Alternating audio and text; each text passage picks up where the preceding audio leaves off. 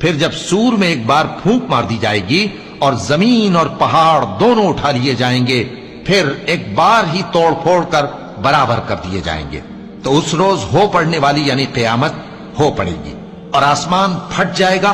تو وہ اس دن کمزور ہوگا، اور فرشتے اس کے کناروں پر ہوں گے، اور تمہارے پروردگار کے عرش کو اس روز 8 فرشتے اپنے اوپر اٹھائے ہوں گے۔ اس روز تم لوگ سب پیش کیے جاؤ گے اس طرح کہ تمہاری کوئی پوشیدہ بات چھپی نہ رہے گی۔ اب جس کا اعمال نامہ اس کے داہنے ہاتھ میں دیا جائے گا، وہ دوسروں سے کہے گا کہ لیجئے میرا نامہ اعمال پڑھیے، مجھے یقین تھا کہ مجھ کو میرا حساب کتاب ضرور ملے گا۔